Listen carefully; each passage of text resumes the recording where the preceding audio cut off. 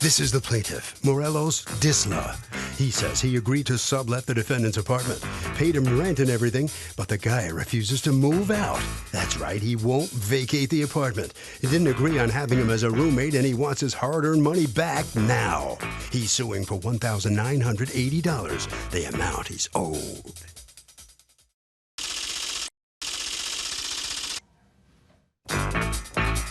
This is the defendant, Antonio.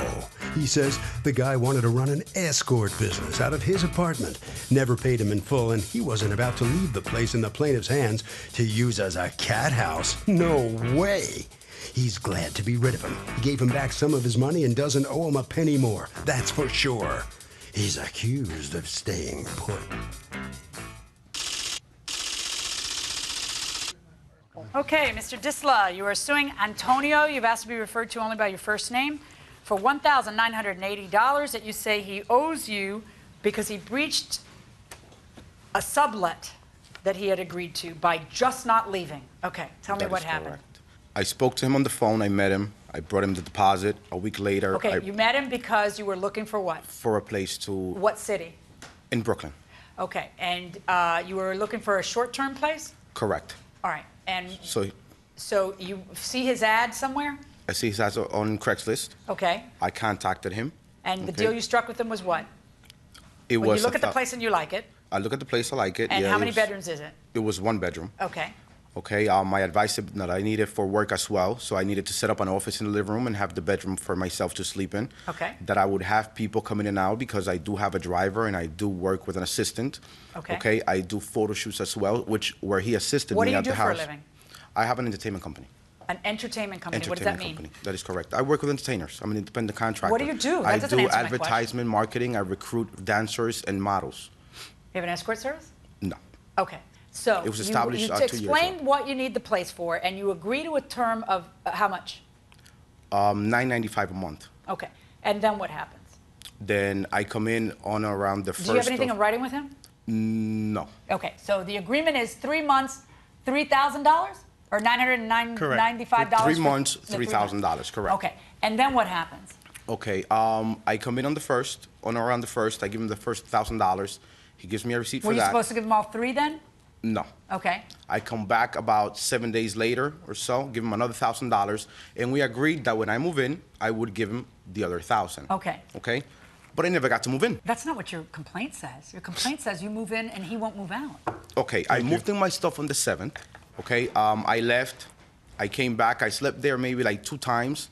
So how is it you say you didn't move in? That's not what your complaint says. What your complaint says is... Okay, I moved in my stuff, okay, but I dude, personally... you know, seriously, you're really starting to bother me. Just be straightforward. Why are you trying to think and plan and manipulate me? I hate that. No, I'm not. I'm just a little nervous, and I'm trying to... You're not nervous. You're trying to gain an advantage. That's not the same as being nervous. Okay. I asked him if I can move my stuff in on the 7th of April because I was supposed to move in on the 15th. He tells me it's okay, and then on the 15th, he tells me he needs a few more days to stay before he can leave. Just came up with excuses about why he couldn't leave like a volcano. He's referring to Iceland. So I know what he's referring to. I don't think you made up a volcano. Stop. So you move in, and according to you, you only sleep there how many days? Maybe 3 or 4 days. Okay, so 3 or 4 days. Well, where are you sleeping the rest of the time if you've moved out of your apartment? I was getting rooms to sleep in. Where? In hotels. Okay, do you have any proof of getting rooms in hotels? Yes. May I see that? Sure. This is important because you're asking to get every penny you paid back. That is correct. Okay. So on the day you move in, what happens? After I moved in my stuff, I called him a few times, okay? And I said to him, Tony, listen, I need to move in. When are you getting out? He tells me, well, this volcano ashes thing is all in the air, whatever he said. I can't fly out to where I have to go. Okay, so I said, okay, so you need a few more days. He says, yeah. So, fine. Now, throughout that time... You're referring to the volcano that erupted that caused the big ash cloud that paralyzed air travel in Europe for a long time. Correct. Okay, so I knew it was true because I looked it up because I thought he was, because every day he gave me a different excuse on why he wouldn't leave. So when he finally said that... So what room were you sleeping in? What room was he sleeping in? I only stood there 3 days, Okay, 3 when or 4 you days. stayed I there, don't what room remember. were you sleeping in? I slept in the bedroom. He slept in the living room. Okay. Anyway, basically, the time came. I asked him to leave. He wouldn't leave. I gave him different options. I said, listen, if you're going to stay here and you're going to stay longer, then please give me back half of the money When and we'll did be you roommates. say that? How many days had passed? Well, that was after the 15th. How That was long a few after days the after the 15th? 15th, maybe 3 days after. That was after the air traffic was reestablished and he was still there, and I see that he wasn't making any efforts to What to reasons vacate was the he giving? premises. Once air traffic was reestablished, what reasons was he giving? He said that I hadn't paid him in full. Were you supposed to pay him in full? No, Okay. no. All right, stop. What's your deal with him? On the first of the month, I put the room up for rent on Craigslist. But when he came to the house and I met him, he told me he had an escort service and he was a photographer and he worked out of the computer. And I'm not a prude, so I had no problem with that as long as everything was legal. And I said, well, then you basically talk on the phone and you make dates or whatever you do on the computer system, and you send people out, right? There's nobody coming to my house to stay over. This is a single unit for a couple. I told him because I couldn't verify his employment that I needed him to pay the whole 3 months. Pay the whole 3 months. I wouldn't charge him a deposit. I would just charge him the months, and then if he paid me the $3,000, I would leave for 90 days. The idea was that you were leaving for 90 days where? For vacation. For 3 months? Yes. Where were you going? I was going to go to Barcelona first. Okay. What do you do for a living? I work in hotel restaurants and catering. My question to you is, why the heck didn't you leave? Okay, if the defendant knew that the plaintiff was running an escort service, can he have a change of heart now after the fact? I think regardless of what the defendant knew at the outset, that if there's an illegal activity going on in the apartment, he should be able to negate the lease. So he doesn't have dirty hands too because he kind of knew going in? Well, he has dirty hands, but if it's illegal, he should be able to terminate the lease. Okay, going inside the courtroom. Well, basically what happened was we made the agreement on the 5th, and I told him, when you give me the first 1,000, I'll give you a set of keys. He gave me the second 1,000 that same weekend, so I gave him 2 sets of keys, and he was officially living there on the 8th. So he moves in, according to you, on the 8th, but why don't you get out? Because he was supposed to finish, I was supposed to leave technically on, the rental was from the 15th of April to the 15th of July. Okay. So basically, I wasn't supposed to leave till the 15th of April. My flight was scheduled on the 16th of April. On the couple days Did before. you leave on the 16th? No, the couple days before. When does everything hit the fan? Couple days before the 15th, where he was supposed to give me the last $1,000 for me to leave. I had my bags packed. He says he couldn't do it. He gave me some notice. First, the driver's car broke down. Then his mother was in the hospital. So I was trying to be understanding. So after the 15th rolled around, I had to stay. What day did he move out? The 22nd of April. Of April? Yes. So we're talking about the space of 7 days. 2 weeks. Okay. No, 2 weeks. So what, by the 22nd, you still hadn't left town? I said, I can't just leave. It's not that simple. I'm just going to leave my home, you know. And I was already getting an impression by the amount of traffic that he wasn't being honest with me, because he says, I can't work with you here. I said, well, you have a computer, you have a phone. How much work is it? What part of an escort service did you think was legal there? That, you know? Well, I understood escorting. If that's what you're saying that's not, that was never the case. Well, he explained to me that escorts are legal here in New York. Prostitution's not legal, but escorting is. So that was his, but then when I realized that, okay, I mean, your clear implication is that he was up to no good. So. No, my observations were that he wasn't going to keep the word he said, because I told him it was an apartment for a couple, for him and his girlfriend. If the driver comes pick him up and take him, that's fine.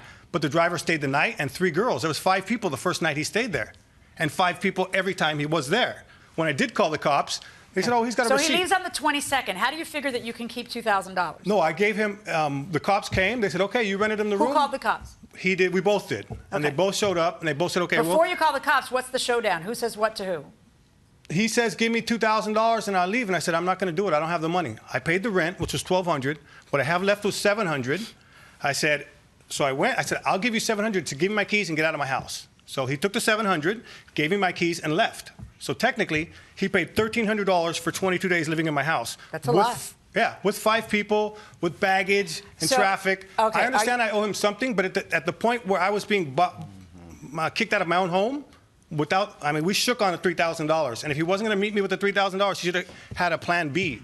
So the police get called over, and what happens? They talked to us. They explained to us, okay, you took his money. You guys agreed. Now you guys aren't in agreement. Handle it, basically. No police report, no nothing. Did you ever leave, by the way? No, I couldn't leave. And I don't know what kind of. How do you figure it's fair that he paid? Let's assume you paid him $700, right? So that's $1,300. If he stayed there 15 days and the rent is $1,000 a month, but it's $1,000 a month with your butt out of there, why would it be fair for him to pay even $1,000 for 15 days. No, I understand it is less than that, but I didn't make the agreement for him I understand what you're I mean, saying. I didn't break the agreement. You say he breached. He says you breached.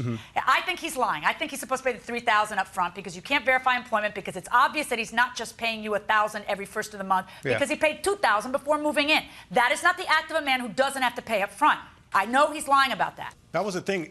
He kept trying to renegotiate afterwards, and I wasn't up for renegotiation. I didn't trust him anymore. Okay, it doesn't matter because you kept too much money and he's going to get money back. No, I'm You're in agreement wrong. with that. Okay, No, I'm yeah, in agreement well, with that. you know, let's see if you agree after I rule.